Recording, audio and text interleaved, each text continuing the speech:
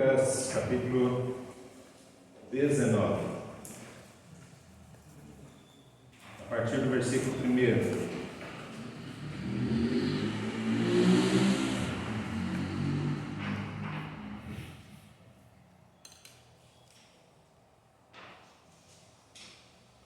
Lá temos o seguinte: entrando em Jericó, atravessava Jesus a cidade. Eis que um homem chamado Zaqueu, maioral dos publicanos e rico, procurava ver quem era Jesus, mas não podia por causa da multidão, por ser ele de pequena estatura. Então, correndo adiante, subiu um sicômoro a fim de vê-lo, porque ali havia de passar. Quando Jesus chegou àquele lugar, olhando para cima, disse-lhe: Zaqueu, desce depressa, pois me convém ficar hoje em tua casa. Ele desceu a toda pressa e o recebeu com alegria. Todos os que viram isso murmuravam, dizendo que ele se hospedara com homem pecador. Entrementes, Zaqueu se levantou e disse ao Senhor: Senhor, resolvo dar aos pobres a metade dos meus bens, e se em alguma coisa tenho defraudado alguém, restituo 4 vezes mais. Então Jesus lhe disse: hoje houve salvação nesta casa, pois que também este é filho de Abraão, porque o Filho do Homem veio buscar e salvar o perdido. Vamos orar? Pedimos-te, Deus, que pela tua graça o Senhor venha falar à tua igreja nessa noite. Precisamos mais uma vez de alimento que vem do Senhor. Fala conosco, assim clamamos, assim te pedimos no nome de Jesus. Amém. Amém. Eu entendo, meus amados, que a conversão deste homem, cujo ficou conhecido na história como Zaqueu, me parece um dos episódios de maior destaque, especialmente aqui no Novo Testamento, particularmente no livro de Lucas, pelas características que esse episódio apresenta, sobre os quais daqui a pouco nós falaremos ainda aqui brevemente. A rigor é a história de um homem com uma péssima reputação. Olha que coisa interessante, né? Um homem cuja fama é terrível, estava ali já possivelmente há alguns anos dentro da cidade de Jericó, na cidade onde ele morava, e essa fama vinha de um fato concreto. Ele havia ficado rico, e a ideia aqui é de muito rico mesmo, de maneira ilícita. Esse é um fato que chama a atenção aqui no texto e que vai nortear o comportamento daquela sociedade em torno de Zaqueu. E isso explica a razão pela qual este homem era extremamente odiado ali. Veja, a sua fama era de um homem público corrupto. Essa frase é uma frase que me parece hoje bastante recorrente, né? Um homem público corrupto. Nós temos no nosso país talvez muitos nomes que se enquadrariam a esse título, né? Há evidentemente honrosos nomes que se diferenciam disso, né? Mas via de regra nós temos essa realidade no nosso país: homens públicos corruptos. E essa era a qualificação dada a esse homem chamado Zaqueu, acusado de extorsão e de cobranças constantes de propinas ali no exercício do cargo de cobrador de impostos. Na verdade, ele era o chefe dos cobradores. Nessa época aqui, meus irmãos, os publicanos, e ele era um publicano, os publicanos estavam a serviço do Império Romano. E vocês possivelmente vão se lembrar que esses publicanos, esses cobradores, eles subjugavam os judeus. Ora, Zaqueu era um judeu, e por conta disso ele era tido como um grande traidor, ali no povo. Com isso, então, eu encerro essas primeiras afirmações aqui, enfatizando isso. Este era um homem execrável, um homem odiado, um homem que ninguém queria queria, uma expressão dos nossos dias, né? Ninguém queria andar com ele ali no parquinho, na hora do recreio. Ninguém queria estar com ele. E aí talvez isolado aqui e acolá, mas com dinheiro no bolso, seguiria a sua vida. Mas há uma observação que é preciso ser feita aqui. Quando o texto diz, ali no versículo 2, que ele era um homem rico, eu fiz referência há pouco e enfatizo agora. A expressão aqui no original não quer dizer alguém de classe média alta, é alguém de classe alta, muito rico, muitas condições de fato, e por conta disso ele tinha sim tudo aquilo que o dinheiro podia lhe dar. Entretanto, meus irmãos, o texto, o seu pano de fundo, vai mostrar que isso não lhe satisfazia plenamente. Toda a condição material, de estrutura social que ele tinha, vamos imaginar aqui, se fosse nos nossos dias uma grande mansão, com uma enormidade de carros, com condições de viajar para qualquer país que ele quisesse, transportando a realidade dele para a nossa hoje. Zaqueu então era um homem com essas condições, mas ele não era um homem feliz, ele não tinha uma estabilidade definitiva do ponto de vista emocional e sentimental, digamos assim, e espiritual, sobretudo, com ele. Era um homem agoniado dentro de si. Havia, numa expressão também muito comum hoje, havia um vazio na alma desse homem, um vazio, tentando ele certamente buscar com isso, e por causa disso, algo maior, algo superior, algo que desse a ele a estabilidade, eu diria que emocional, sentimental, mas sobretudo espiritual, uma estabilidade definitiva, que ele não conseguia encontrar por mais que ele tentasse certamente. E aí eu preciso fazer uma pequeniníssima pausa aqui, para pensar junto com vocês que talvez essa ansiedade ou esse anseio, esse desejo pela transcendência, por aquilo que é uma experiência sobrenatural, diferente daquilo que os olhos alcançam, daquilo que é possível se palpar, daquilo que é efetivamente concreto, uma experiência diferente disso, é buscada por todo ser humano, por todo ser humano. Portanto, eu diria aqui que é uma experiência universal, que se deve possivelmente ao fato, e aí é uma conclusão obviamente cristã, se deve ao fato de todo homem ter sido criado por Deus e ter sido criado para Deus. Partindo do pressuposto de que o homem foi criado por Deus e criado para Ele, a ideia é que criatura deseja o tempo todo estar com o Criador, o tempo todo. Eu gostaria que você fosse comigo, se você puder, ali em Colossenses e nesse período que estivermos aqui falando, talvez utilizemos alguns outros textos paralelo ao sermão, e o primeiro deles é esse, então, Colossenses capítulo 1, versículo 16, eu gostaria de ler com vocês. O texto diz assim, fazendo referência aqui a Jesus.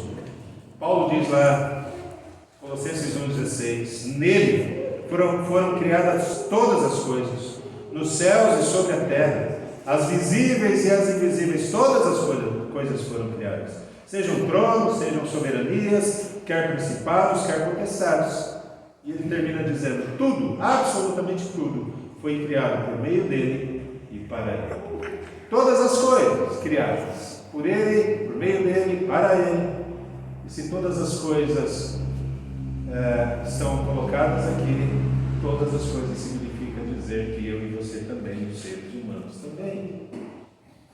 E a ideia final, então, relembrando a ideia de criatura e criador, é que essa criatura foi criada de maneira perfeita, em harmonia com o seu Criador, até o momento em que o pecado entra, e aí então passa a existir algo que não existia ainda: a limitação de vida. Quando fomos criados lá no Éden, não havia morte, a vida era perene, havia eternidade. E a ideia agora é que essa eternidade não mais existe. E a criatura, na sua essência, busca incessantemente, insistentemente a eternidade, considerando a sua limitação de tempo, de época, do Cronos, que vai até um certo ponto e ali acaba. Nós presenciamos, irmãos em Cristo aqui, presenciamos recentemente a morte de pelo menos 2 irmãos em Cristo, há poucos dias atrás, e diante dos nossos olhos ali estava a limitação humana, a morte se fazendo presente de maneira absolutamente inevitável. E diante dessa realidade, todo ser humano tenta encontrar novamente aquilo que foi perdido, a eternidade, junto com o seu Criador. Zaqueu está dentro dessa realidade, meus irmãos. Sendo assim, talvez a gente possa afirmar juntos aqui que quem é chamado por aquele que é sobrenatural, que é soberano, que está numa dimensão acima dessa dimensão concreta que nós vivemos, alguém que é chamado, portanto, por Deus, não vai conseguir de maneira alguma se satisfazer com as conquistas ou com as experiências dessa terra, com aquilo que existe aqui, porque todas essas conquistas e todas essas experiências simplesmente são passageiras. Elas terminam logo ali na frente. Se você puder ir comigo em outro texto, agora lá do Velho Testamento, algo que Salomão escreve, Eclesiastes, capítulo 1, versículo 11, nós vamos encontrar lá o seguinte: já não há lembrança das coisas que precederam, e das coisas posteriores também não haverá memória entre os que hão de vir depois delas. São só lembranças daquilo que se foi e que não existe mais. Portanto, a vida hoje aqui, como aqui temos, ela é limitada e carecemos da eternidade. Jesus, inclusive, faz um alerta sério a respeito disso, ali em João capítulo 4, quando ele está conversando com aquela mulher samaritana. Ele diz lá o seguinte para aquela mulher: quem beber desta água tornará a ter sede. Aquele, porém, que beber da água que eu lhe der, nunca mais terá sede. Pelo contrário, a água que eu lhe der será nele uma fonte a jorrar para a vida eterna. Veja, Jesus com aquela mulher coloca diante dela o mesmo elemento, mas dizendo: olha, há diferença aqui. Esta água aqui, ela é limitada pelo tempo. Esta outra aqui, o tempo não a segura. E qual você quer?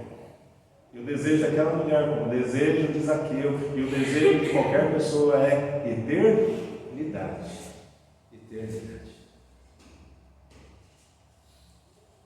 Zaqueu então ouve falar de Jesus, este homem que está à procura de uma resposta, com um vazio lá dentro do seu coração, rico até perder de vista, mas agoniado por dentro.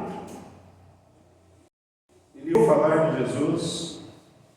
Ele sabe que Jesus fala da eternidade, de um reino que não é deste mundo, e aí ele quer saber mais, ele quer muito conhecê-lo e vê-lo e ouvi-lo. Mas quando ele vai na direção de Jesus, ele encontra um obstáculo. O texto ali vai dizer, no versículo 3, que havia uma multidão. E é preciso se lembrar aqui de uma característica que o texto apresenta sobre Ezequiel, uma característica física dele. Ele era pequenininho, ele era baixinho, né? Aqueles que trabalham com esse texto não têm a possibilidade de dizer exatamente qual era a estatura dele, mas existe uma possibilidade dele ter essa situação que alguns homens têm de ser anão, né? Pequenininho mesmo, o problema do nanismo e tal, enfim, tá? Essa é uma possibilidade apenas. O fato é que ele está diante de um grupo de pessoas, o texto vai dizer que é uma multidão, cuja estatura mediana estava acima da dele, na média era acima dele. Ele era baixinho, pequenininho, não podia ver, por causa daquela parede que se formou. Muito bem, nós temos aqui uma lição diante disso. Não é raro pessoas ou circunstâncias se coloquem no caminho daqueles que pretendem se aproximar de Jesus. Não é raro isso acontecer. Quando se dá uma ênfase maior em pessoas e não no autor da vida dessas pessoas, ou em circunstâncias, sejam elas quais forem, pessoas ou situações que efetivamente podem se tornar obstáculos, conscientes ou inconscientes, daquilo que é o desejo de se conhecer Jesus. Veja, diante disso, diante dessa realidade, quando isso acontece, o aconselhável é se fazer como Zaqueu fez, que não desistiu, que não desanimou diante das dificuldades, sejam externas ou sejam pessoais. O versículo 3 diz quais efetivamente eram essas dificuldades. Em primeiro lugar, a multidão, como já dissemos aqui, mas também a pouca estatura dele. Havia um problema interno, um problema pessoal. E olha para mim um instantinho, quantas vezes nós observamos situações assim, pessoas que de alguma maneira declaram o desejo de conhecer Jesus como Senhor, como Deus, e porque ainda não conhecem, mas de alguma maneira manifestam essa vontade, mas sempre encontram obstáculos dentro da sua casa, com familiares, com amigos, no trabalho, ou então circunstâncias que efetivamente podem impedir que isso aconteça, ou gere impedimento para isso, ou eventualmente circunstâncias dentro de si mesmos. Preguiça, o desânimo, a má vontade, a desculpas, justificativas que não são efetivamente reais diante do quadro que se descortina na possibilidade de se conhecer Jesus. Agora veja, a vontade daquele homem de conhecer o Senhor era tão grande que ele seguiu em frente, superando todas as barreiras que se levantaram. E o que ele faz para resolver esses dois problemas, da multidão e da sua pouca estatura? Ele descobre uma árvore. E aí o que ele faz? Ele sobe na árvore. Ele sobe na árvore. E eu diria aqui, de maneira muito singela, meus irmãos, que ele está ali no lugar certo e na hora certa. Lugar certo e hora certa. Por quê? Porque naquele lugar, naquela hora, Jesus estaria. Jesus passaria. Veja, eu sei que a comparação talvez não seja a melhor, nem a ideal, mas o que nós talvez possamos pensar quando Zaqueu olha aquela árvore, era um sicômoro, ele encontra ali a forma, um meio para ver Jesus, para encontrar Jesus, para saber mais de Jesus, para, quem sabe, tirar algumas dúvidas que ele tinha. Afinal de contas, ele não tinha conseguido encontrar Jesus na internet, no YouTube, não tinha conseguido, não havia esses mecanismos. Ele precisava estar pessoalmente, presencialmente. Ele supera as dificuldades com aquilo que ele tinha em mãos, que era possível. Ele encontra o que ali? Segurança e apoio. Bom, isso talvez me remeta, e eu quero convidar você a pensar alguns segundos a respeito disso. Quantas vezes pessoas precisam de apoio para conhecerem melhor Jesus? Precisam de um apoio. Precisam de um local onde, a partir desse local, ou desse ambiente, ele terá uma possibilidade maior de ter um relacionamento definitivo com Jesus. E aí, eu penso que não existe um local melhor, lugar melhor, ambiente melhor do que a igreja para isso. Não existe, me parece. Onde ali vão ter cristãos autênticos e numa perspectiva ideal, onde vai haver também ali cristãos não apenas autênticos, mas maduros, que podem auxiliar, podem apoiar, podem sustentar, direcionar aqueles que estão precisando de Jesus.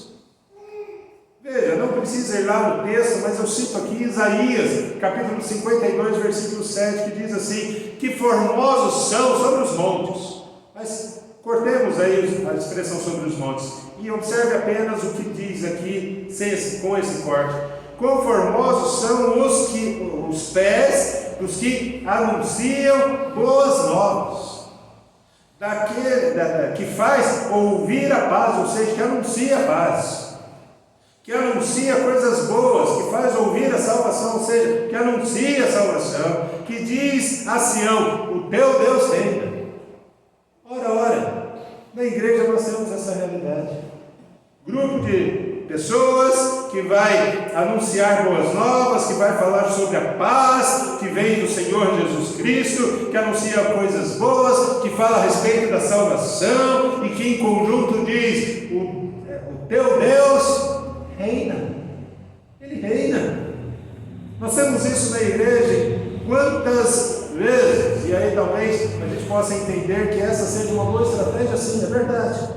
Convidar amigos, amigas, gente da família para ir aonde? Na igreja, participar de uma reunião, de um culto, ali no projeto Células, numa reunião de oração, enfim, a igreja reunida, meus irmãos, é um ponto de segurança, de apoio, de sustento e de direção. Zaqueu encontra naquela árvore esse local, esse ambiente, para a partir dali ter um encontro com Jesus. E lá vem Jesus, acompanhado aí de uma multidão. Ele estava possivelmente muito ocupado ali, mas ao chegar próximo ao local onde aquela árvore onde Zaqueu se encontrava, o que acontece ali? Jesus para. Ele para. Ele está andando, uma multidão junto com ele, mas de repente Jesus para. E aí Jesus olha para cima, enxerga Zaqueu. E eu fico aqui considerando o seguinte: o que é que Zaqueu talvez tenha pensado naquele momento, quando os olhos se cruzam, quando os olhares de Zaqueu e Jesus se cruzam. Porque o texto vai dizer aqui, olha, veja, versículo 4, versículo 5: quando Jesus chegou àquele lugar, olhando para cima, Jesus não olha, o olhar ali efetivamente não era um olhar sem direção. Ele está olhando para quem? Para Zaqueu. Ele está olhando. E aí eu fico pensando que talvez aqui eu tenha considerado o seguinte: ele me viu. Ele me viu. Eu queria convidar você a ouvir o que o Salmo 11, versículo 4 diz: os olhos do Senhor estão atentos, as suas pálpebras sondam os filhos dos homens. Se você puder, vá lá comigo no Salmo 139. Esse texto eu acho que é importante lermos. Salmo 139, a partir do versículo 6. Salmo 139, a partir do verso 6. Diz o seguinte: tal conhecimento é maravilhoso demais para mim, é sobremodo elevado, não posso atingir. Para onde me ausentarei, não fugirei da tua face. Se eu subo aos céus, lá estás. Se faço a minha cama no mais profundo abismo, lá estás também. Se eu tomo as asas da alvorada e me detenho nos confins dos mares, ainda lá me haverá de guiar a tua mão e a tua destra me susterá. Se eu digo as trevas com efeito me encobrirão e a luz ao redor de mim se fará noite, até as próprias trevas não te serão escuras. As trevas e a luz são a mesma coisa, pois tu formaste o meu interior, tu me teceste no seio de minha mãe. Graças te dou, visto que por modo assombrosamente maravilhoso me formaste. As tuas obras são admiráveis e a minha alma sabe muito bem. Os meus ossos não te foram encobertos, quando no oculto eu fui formado e entretecido nas profundezas da terra. Os seus olhos me viram a substância ainda informe, e no teu livro foram escritos todos os meus dias, cada um deles escrito e determinado, quando nenhum deles havia ainda. O que nós temos aqui, meus irmãos e irmãs, é Deus olhando e fazendo diferença naquilo que Ele olha.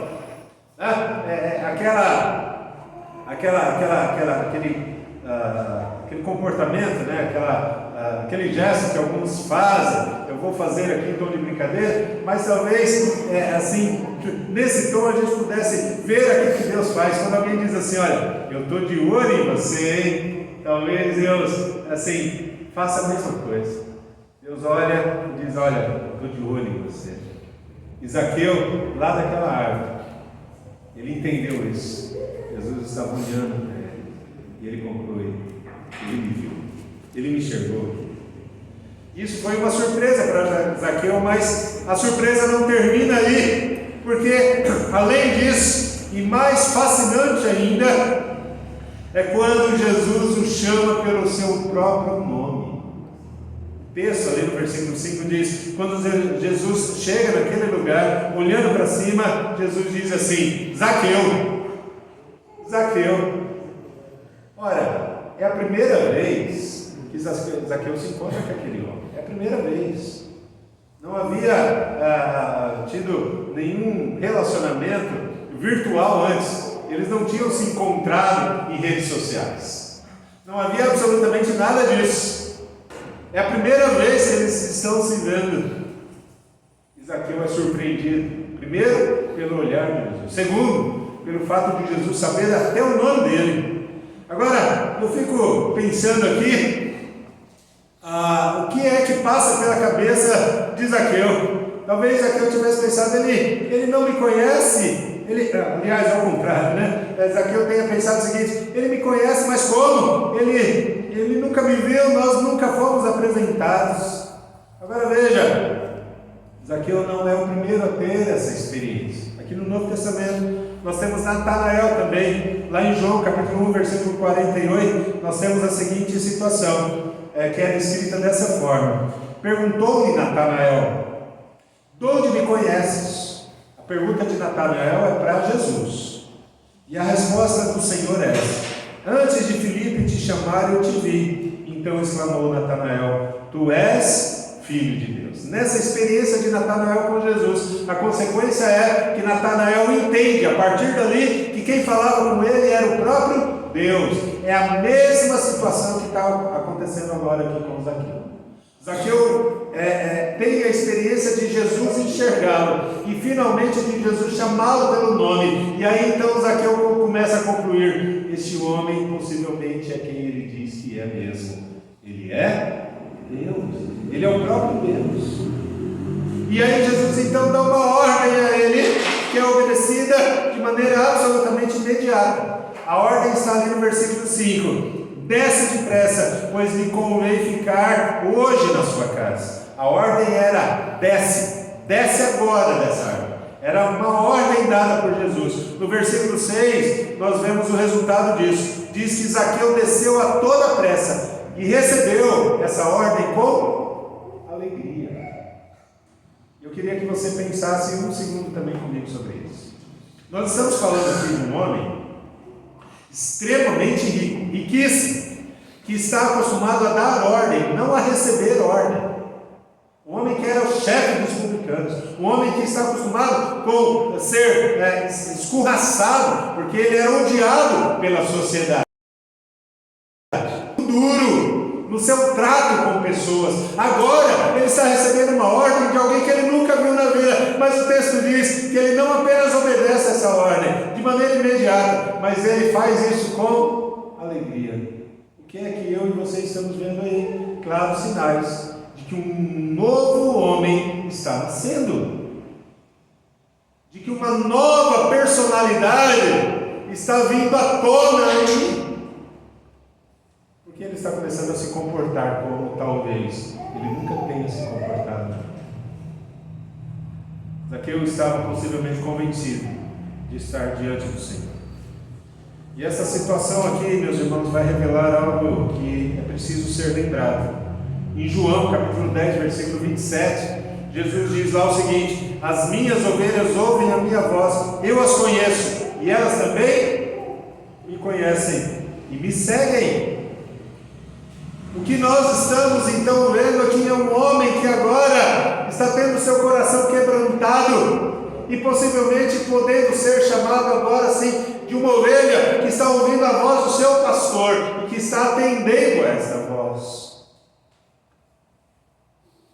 As ovelhas, diz lá João 10, versículo 16, as ovelhas reconhecem a voz do pastor e o Espírito Santo, a partir de alguns textos do Novo Testamento, 1 Coríntios 12, Romanos 8, Gálatas 4, João 16, Hebreus 10, 1 João 5, nós temos aí a afirmação bíblica de que o Espírito Santo testifica de que Jesus Cristo de fato é Senhor.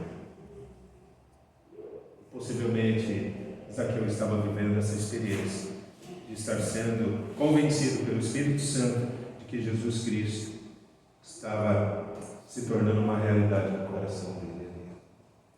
Exatamente como acontece com qualquer homem que tem um encontro pessoal com Jesus. É o reconhecimento do Senhor, da segunda pessoa da Trindade, como sendo de fato aquele que morreu para perdoar pecados, salvar, tirar pessoas do inferno e levar pessoas para o céu. E reconhecer nele também que é Deus. Tudo isso estava acontecendo de maneira simultânea naquela hora ali em Zaqueu. Veja, foi assim inclusive com o apóstolo Pedro, lá em Mateus capítulo 16, quando Pedro afirma: Tu és o Cristo, Filho do Deus vivo. E aí a resposta de Jesus em relação a essa fala é a seguinte: quem revelou isso para você, Pedro, foi meu Pai que está nos céus. Quando se reconhece Jesus como Deus, possivelmente é uma prova cabal, uma das provas cabais de conversão definitiva. Uma conversão real e verdadeira. Jesus é Deus e é aquele que salva, que é o caminho, a verdade e a vida e que leva pessoas para o céu. Finalmente, Zaqueu leva Jesus para casa, para a sua casa. Ora, quem diria que aquele homem acostumado a levar coisas estranhas, ruins, não recomendáveis para dentro da sua casa, produto de extorsão, produto de propinas, agora ele estava sendo visto levando Jesus para a sua própria casa. Quem diria isso? Quem imaginaria isso acontecer na vida desse homem? O impressionante aqui, meus irmãos, é a quantidade de coisas nocivas que muitas pessoas são capazes de levar para dentro das suas próprias residências. Maus pensamentos, maus hábitos, maus comportamentos. Quanta coisa ruim é levada para dentro de casa. Quanta ideia imoral. Quanta ideia, quantos pensamentos, quantos comportamentos, enfim, são levados para dentro daquele local que deveria ser santo, a nossa casa, fazendo sujeira, trazendo muitas vezes imundícia em vários sentidos. Mas Zaqueu aqui estava agora, pela primeira vez em sua vida, levando Jesus para dentro da sua casa. E nesse sentido, eu creio que nós podemos aqui imaginar uma conversa muito breve, partindo do pressuposto de que Zaqueu fosse casado, uma conversa ali com a sua esposa. Veja comigo aqui. Aquela esposa, então, partindo desse pressuposto de um homem casado, aquela esposa ali assustada quando Zaqueu chega em casa com um grupo de pessoas estranhas para ela e para Zaqueu, no caso aqui, Jesus e os seus discípulos. E aí uma conversa hipotética agora, que a mulher Zaqueu chega para ele e diz: que é isso, homem? Que gente toda é essa aqui que você está trazendo aqui para jantar? E assim ainda de surpresa, você nem me avisa. As mulheres, via de regra, gostam, né, que avise antes para preparar alguma coisa, mas no caso aqui não avisou. Você poderia pelo menos ter telefonado, mandado aí uma mensagem de WhatsApp, você não fez nada disso, não me avisou. Aí Zaqueu então responde: é Jesus e seus discípulos. A mulher diz mais uma vez: mas, mas foi você que convidou essas pessoas para vir aqui? E aí Zaqueu responde: não, de fato esse homem chamado Jesus que se convidou. Aí a mulher, surpresa, diz assim: ora, mas como assim? Afinal de contas, quem é que manda nessa casa aqui? É você ou ele? E a resposta de Zaqueu é essa: era eu, até agora, mas a partir de hoje, é ele. A partir de hoje, quem manda nessa casa é ele. Quero ir partindo para o final, meus irmãos, pensando nisso.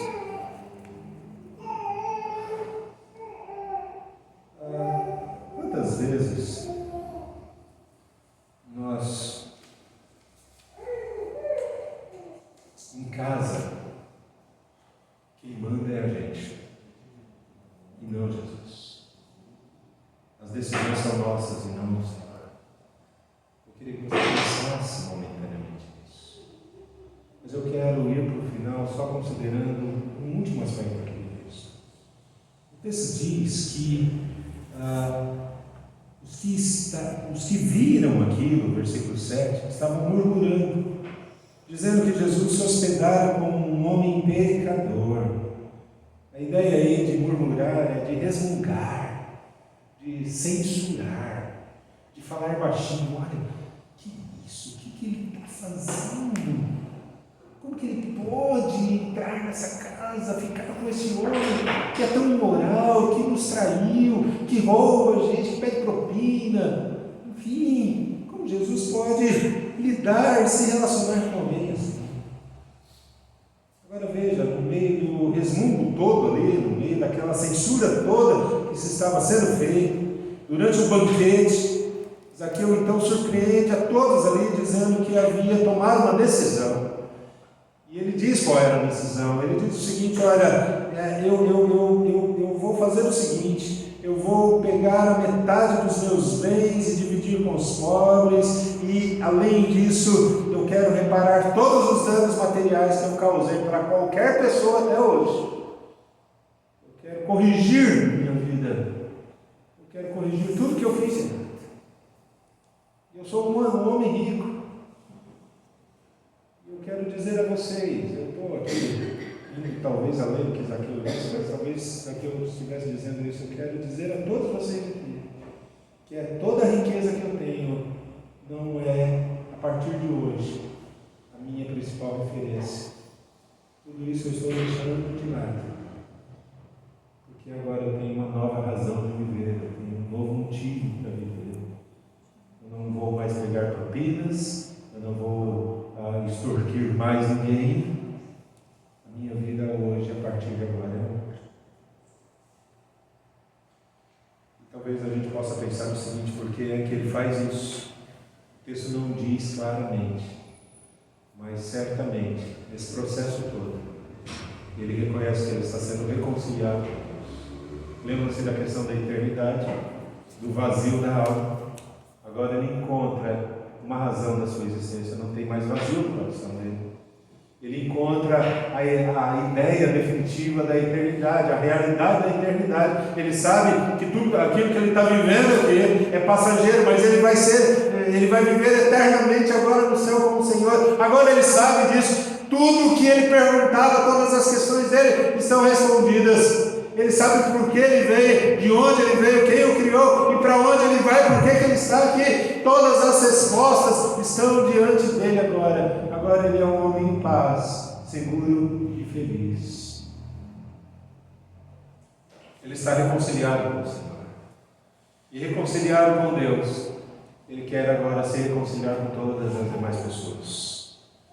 Jesus, diante disso, diz finalmente, no versículos 9 e 10: hoje houve salvação nessa casa. Por que Jesus está dizendo isso? Porque há provas cabais, concretas, da mudança daquilo. Hoje houve salvação nessa casa, pois que também este é filho de Abraão, porque o Filho do Homem veio buscar e salvar o que se havia perdido. Jesus, meus irmãos e irmãs, passa aquela noite na casa de Zaqueu. Passa aquela noite.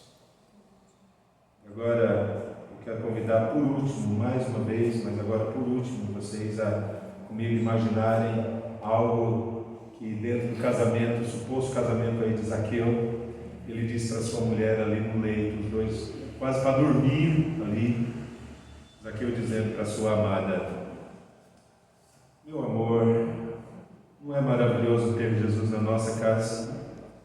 Que diferença é isso? Que segurança, que alegria e que paz. Meu querido e minha querida, eu queria que você se lembrasse disso. Quando nós recebemos o Senhor Jesus na nossa vida e na nossa casa, nós experimentamos a mesma coisa. Nós experimentamos segurança, nós experimentamos alegria, nós experimentamos paz. Que o Senhor Jesus seja o Senhor pessoal, de fato e de verdade, de cada um de nós aqui, sendo o nosso dono, nos conduzindo ao céu, para a eternidade, ao lado de Deus, de todos aqueles, ao lado de todos aqueles que, como nós, um dia entenderam e aceitaram que éramos pecadores contumazes, necessitados de arrependimento, e que quando pedimos perdão a Deus por todos os nossos pecados, a partir daí recebemos perdão e fomos transformados em novas criaturas e de fato filhos do Senhor.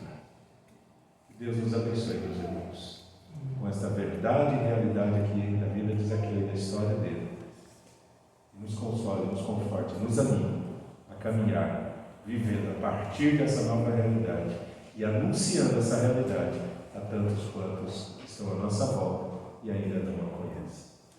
Que Deus nos abençoe, meus irmãos. Amém.